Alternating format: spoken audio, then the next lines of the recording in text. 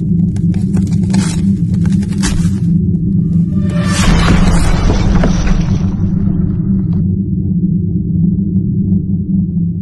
meu povo, beleza? Seja bem-vindo à nossa mentoria Bisurando, nosso segundo encontro. E dessa vez a gente vai falar aqui o tópico 2, que é o que está na tela aí, ó, conceito analítico de crime militar e crime comum.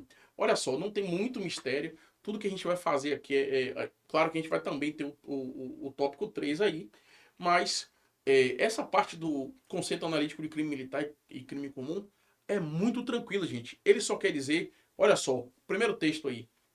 A gente tem esse texto aqui, mas claro que você não precisa se, né, preocupar, não é nada louco. Você só precisa lembrar da teoria tripartite, tri 3. A gente sabe, né, em que o conceito analítico de crime militar, segundo a doutrina majoritária, aquela que mais é abraçada, gente, ó, o crime militar é definido por um fato típico, ilícito e culpável, tá? Que viola bens jurídicos militares, está previsto no Código Penal Militar, certo? Ou em legislação aplicável, né, legislação aí extravagante aplicável aos militares em serviço. Aqui os conceitos.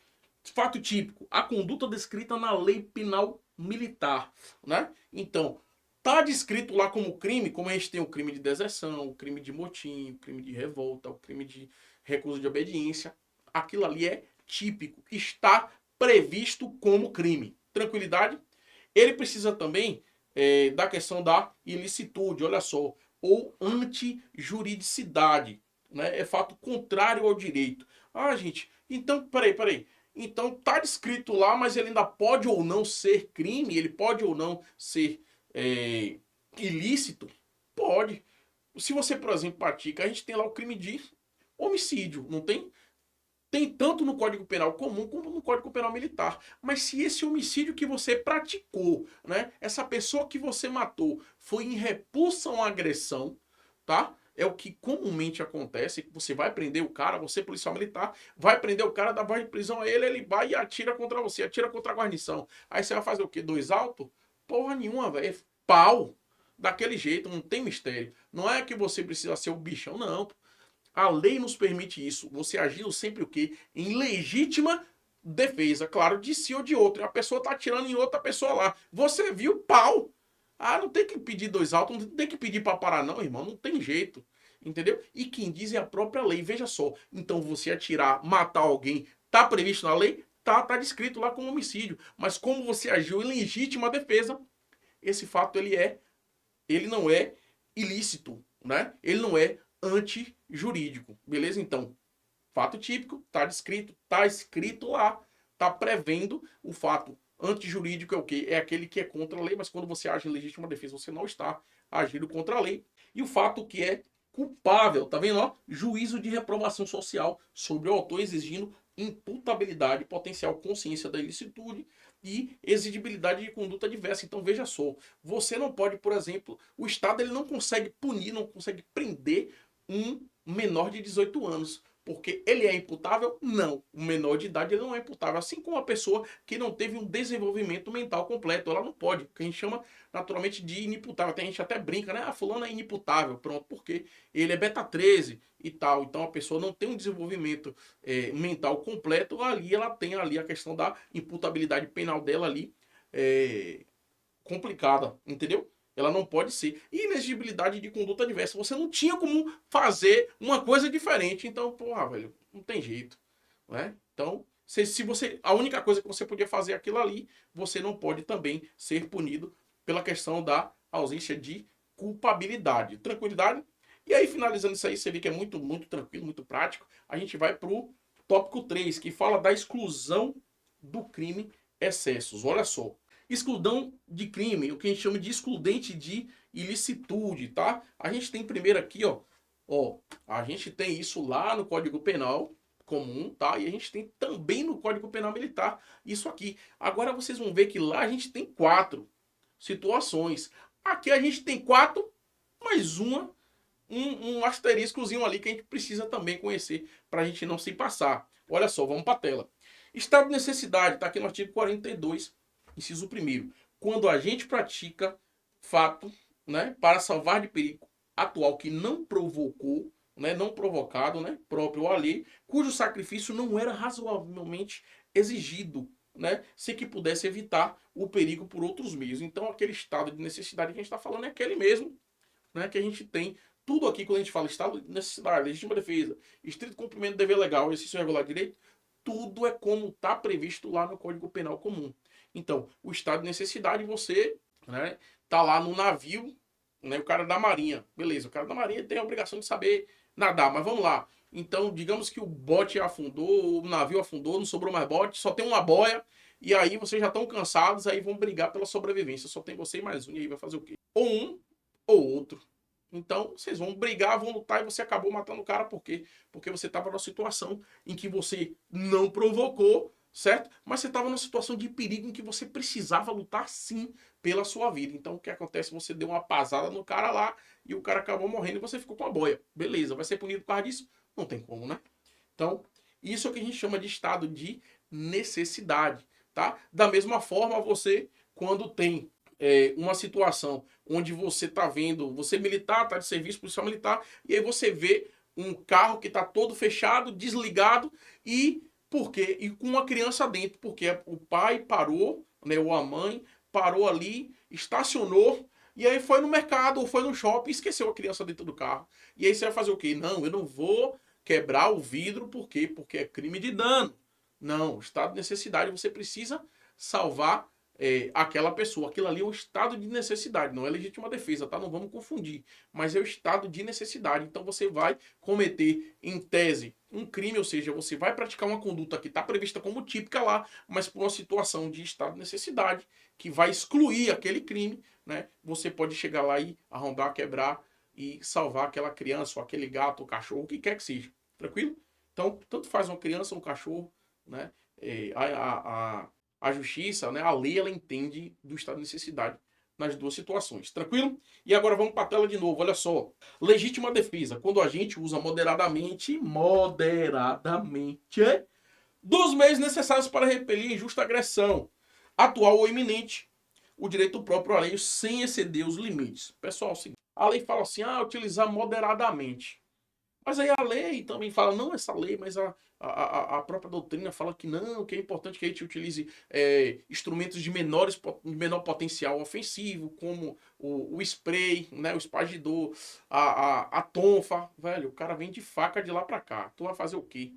Peraí, dois altos, eu vou pegar uma faca ali pra gente trocar facada. Vai se fuder, rapaz. Vai trocar facada com ninguém não, você só tem sua arma, é pau.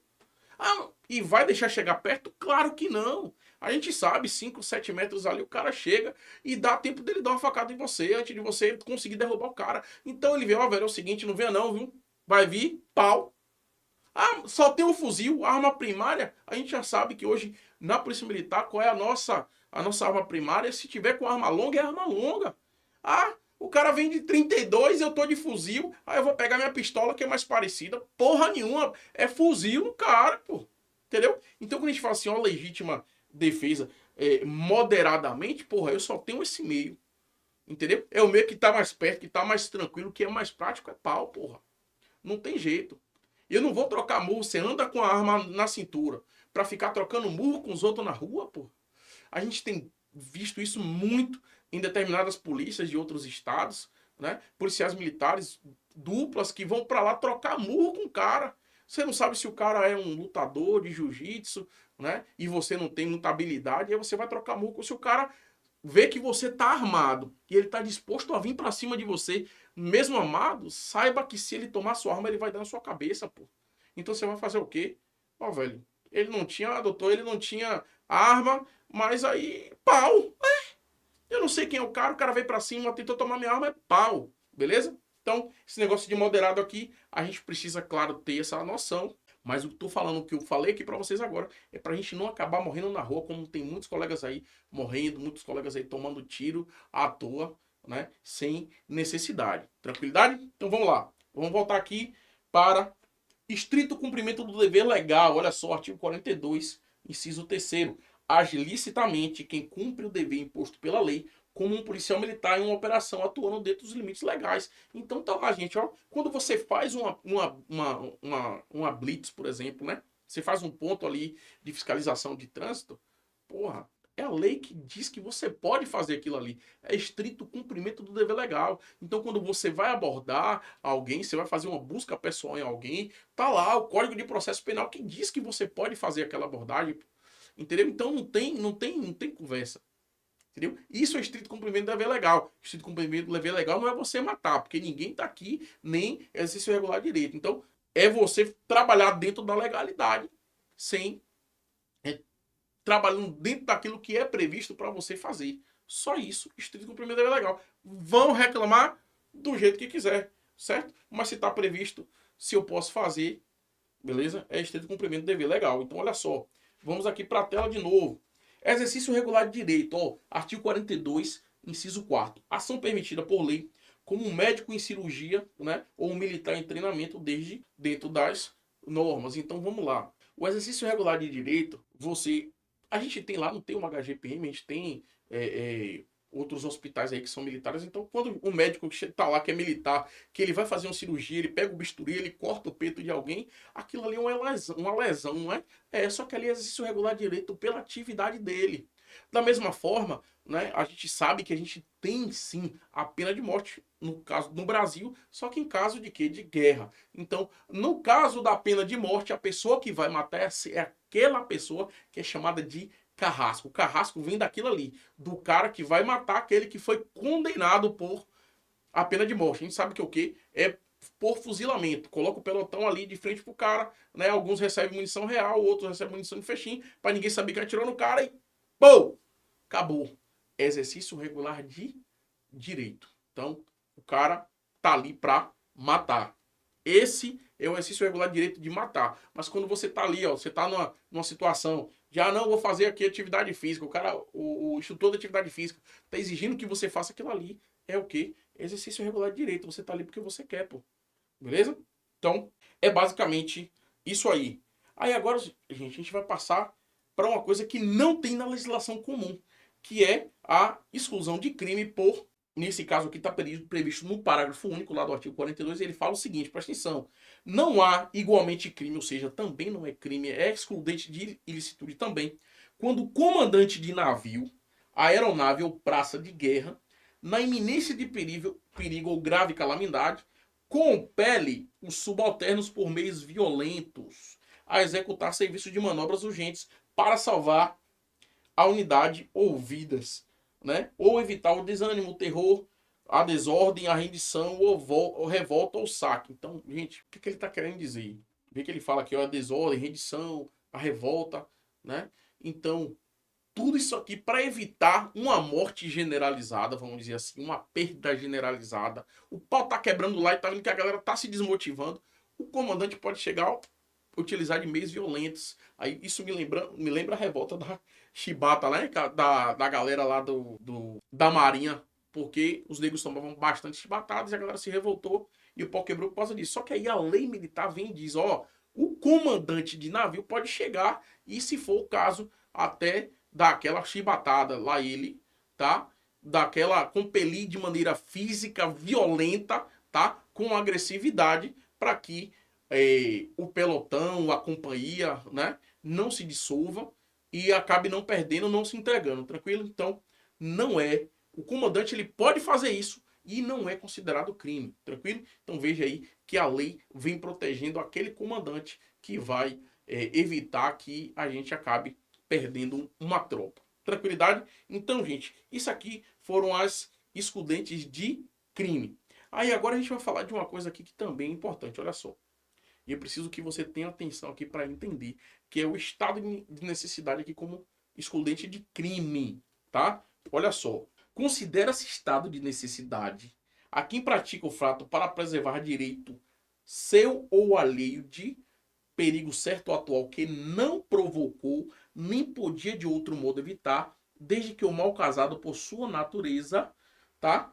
E importância é consideravelmente inferior ao mal evitado. E o agente não era legalmente obrigado a arrastar o perigo. Olha só. A gente tem duas situações. O estado de necessidade como excludente de crime e aquele como excludente de culpabilidade. Veja que ele fala aqui, ó. Vou botar de novo para você ver.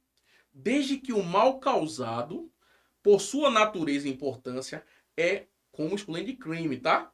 É consideravelmente inferior ao mal evitado. E o agente não era legalmente obrigado a arrostar o perigo. Veja só. Se você, né, você está numa situação onde você está vendo ali que um ônibus, né, você policial militar, tá aqui, você policial militar de serviço, então policial militar de serviço, qualquer crime que você pratique é considerado um crime militar. Quem disse não sou eu, é o artigo 9º. Mas vamos lá. E aí você está vendo ali que o ônibus está pegando fogo. E aí o que acontece?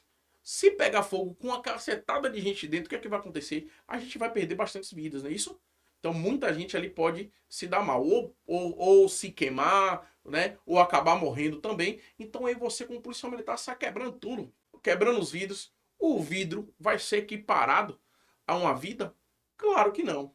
Entendeu? Então isso vai entrar ali como o quê? Como um excludente de crime. Tá certo? Então você não tem como dizer assim, ah, aquilo que você fez, né? É muito maior. Você matar 200 pessoas para salvar uma, por exemplo. Aí ela pode até entrar como excludente de culpabilidade, se o quê? Se aquela uma for a sua mãe, né? Então não, em vez de eu bater, eu tô aqui dirigindo um carro e em vez de eu bater, em vez de eu atropelar aquela pessoa que tá atravessando a rua que eu vejo que é uma criança, né? Eu, motorista de ônibus, vou e jogo o ônibus no rio, na ponte.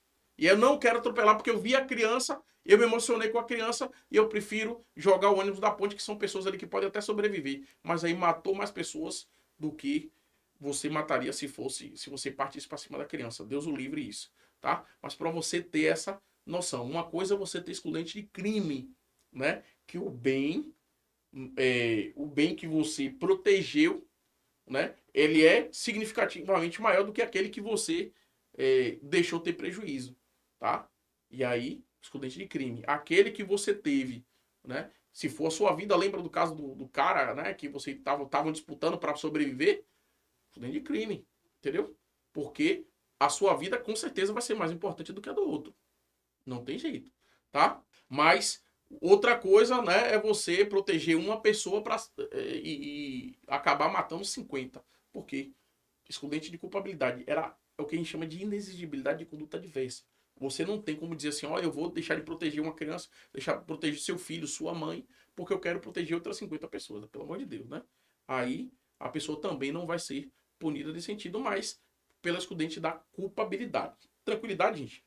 E aí a gente vai para lá, olha só, vamos entrar na parte da legítima defesa, vamos ver o que é que diz. Entende-se como legítima defesa quem, usando moderadamente os meios necessários, repele justa agressão atual ou iminente a direito seu ou de outro. E, ó, antes de chegar no excesso, vou falar uma coisa para vocês. Não espere ninguém atirar. Uma vez eu vi num filme, né, policial, de uma polícia bem distante, onde um policial militar, né, em uma troca de tiro, alvejou o indivíduo que ele foi a óbito.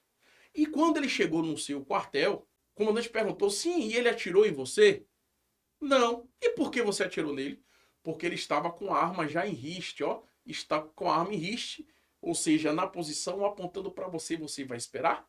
Claro que não, né? Então, a agressão ela é atual ou iminente. O cara viu você, botou a arma na mão na cintura, irmão. Ah, eu vou botar a mão na cintura para poder tirar a arma e jogar no chão. Eu não mandei você fazer isso não, entendeu? Então, você tá vendo que o cara tá armado, puxou a arma para você, pau! Não tem negócio de conversa, beleza? Por isso que o quê? A legítima defesa é para uma agressão atual, ou seja, já está acontecendo, ou iminente, ou está prestes a acontecer. Tranquilidade? Aí veja só, o que ela fala aqui, ó, o que a gente chama de excesso culposo, o artigo 45. O agente que, em qualquer dos casos de exclusão de crime, excede culposamente os limites da necessidade, responde pelo fato, né, se punível, a título de culpa. Então veja só, a pessoa vem para agredir, né, você. Então vem ali para atirar em você. Aí você deu um tiro naquela pessoa e a pessoa já caiu, desfaleceu. Só que aí você não sabia que o pau tava quebrando, que a pessoa não tinha caído, irmão. E aí você até o talo.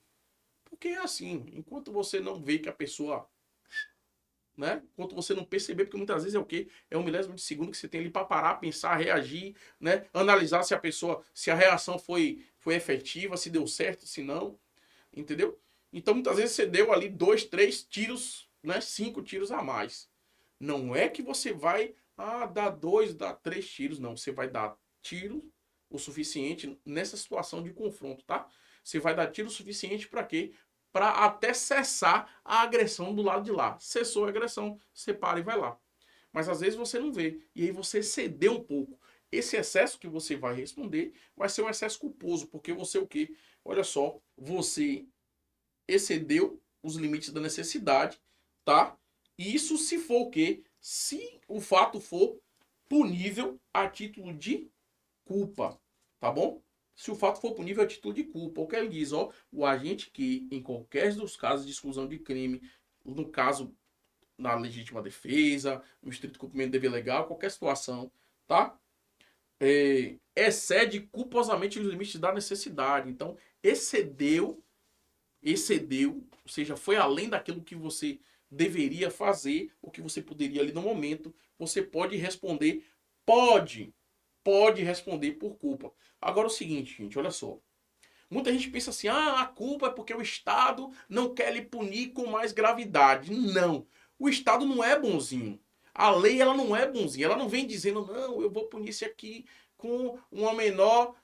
Não, velho. Se a lei ela não quer te punir, ela simplesmente o quê? Não coloca a modalidade culposa, né? O que a gente chama de ausência de dolo, vontade livre e consciente de praticar o ato ou de resultado, entendeu? Ela simplesmente não coloca. Se ela não colocou a modalidade culposa, isso quer dizer que o quê? Se você pratica por culpa, ou seja, imprudência, negligência ou imperícia, você não é punido. É assim que o Estado, quando ele não quer te punir, ele faz. Ele não vem com punição menorzinha porque tá te agradando, porra nenhuma, certo? Então a gente precisa ficar esperto nisso aí. Aí a gente vem aqui agora para o excesso excusável, olha só. Parágrafo único. Não é punível o excesso quando resulta de excusável surpresa ou perturbação de ânimo em face da situação. Então veja só. Ele fala, ó, não é punível quando resulta em excusável surpresa ou perturbação de ânimo. Você tá lá de boa, né? No seu horário de descanso e tal. E aí o colega seu que tá de serviço vem te perturbar. Então tá lá, você tá lá deitado, tá descansando, e o colega vem, entra no alojamento e começa a te perturbar. Bora, sacana, levanta, pá, não sei o que, pá. Aí você levanta e pau no cara, velho. E aí? A agressão deve ser punida? Pera aí, velho, você tava descansando, o sacaninha levantou, foi lá te perturbar. Veja, perturbação de ânimo é nesse sentido, né? Onde você tá quieto, você tá de boa, você tá passando por uma situação complicada e você acaba, né, sendo obrigado, vamos dizer assim, né, pela perturbação do outro, pela encheção de saco do outro, pela tentativa de violação da sua paz do outro, né? E aí você vai lá e acaba fazendo uma coisa que não deveria. É assim que, por exemplo, os crimes, por exemplo, contra superior, crime de violência contra superior, a gente vai ver que ele não pode ser punido quando o quê? Quando a agressão é provocada pelo outro. Né? A gente vai ver que tem julgados aí onde pessoas superiores, né, basicamente ali, agrediram verbalmente inferiores hierárquicos. A gente fala assim mesmo, inferiores hierárquicos, subordinados é aquele, né, claro que está abaixo de você, mas que vão trabalhar diretamente ali na sua linha de hierarquia, de trabalho, de relação funcional. Então, há aquela perturbação do superior hierárquico contra o inferior hierárquico e o STM, né, que é o Superior Tribunal Militar, decidiu em favor do subordinado ou do inferior hierárquico. Tranquilidade? Então, é basicamente isso. E aqui, ó, o excesso doloso. Olha só. O juiz pode atenuar a pena ainda quando punível o fato por excesso doloso. Então, veja só. O que ele está querendo dizer? Ele está dizendo o seguinte. Mesmo quando você sabe que não, o cara veio ali, ó, atirar em você. Vamos aqui, né, bater nessa tecla aqui da questão do confronto, que hoje isso, a gente precisa entender que não está nem valendo a pena a gente correr atrás em busca do enfrentamento e tal, de buscar, porque a corda sempre arrebenta do lado mais fraco. Mas você precisa entender o seguinte, você não pode ser covarde, é claro, e precisa saber como você deve se defender quando você trabalhar dessa forma. Mas aí o que acontece? Você tá ali de boa patrulhando os caras, pô! Atira na viatura, vem pra cima de vocês. Aí você atira, o cara pronto, caiu, chega lá. Aí o filho da peste já morreu, mas aí você com raiva, com ódio, vai lá e pô, continua atirando no cara. Tinha necessidade daquilo ali? Não. Você já sabia que o cara estava morto, teve excesso, foi doloso, por que doloso? Porque você já sabia que não era mais eficaz, você não precisava mais daquela atitude, e mesmo assim você com livre, né, vontade, é o que a gente chama de vontade livre e consciente, ou seja, você fez porque você quis, e sabendo que não deveria fazer, você vai lá e faz. Mas você fez por quê? Porra, você tava puto porque o cara atirou em você. Ah, Satanás! Pá, pá, pá, pá, pá, pronto. Foi excesso? Foi. Foi doloso? Foi. Mas ainda assim, ele diz que o próprio juiz ele pode até atenuar a pena. Claro que ele vai ver aquela questão também do estado de perturbação de ânimo, entre outras coisas também. Então, cada situação é uma situação específica. Tranquilo? Então, gente, esse foi o nosso segundo encontro, onde a gente falou, né, do tópico 2, que é o tópico, vamos aqui ver o tópico 2, que é o conceito de crime analítico, né? E crime militar e crime comum. A diferença, gente, ó, que a gente até falou do crime militar, a diferença básica é o quê? É que no crime comum, tá? No crime comum, o objeto, vou trazer aqui para vocês, o objeto, é, a, a instituição, na verdade, que é afetada é a instituição militar, certo? E é praticado ali, via de regra, pelo quê? Por um militar, tranquilo? Então, basicamente, esse aí é quem pratica, né, o sujeito que pratica e a quem ele vai ofender com aquela conduta. Tranquilidade? E o nosso tópico 3 que a gente também viu aí, que foi a parte da exclusão dos crimes e dos excessos, beleza? Então, queria agradecer mais uma vez, um grande abraço e até a próxima.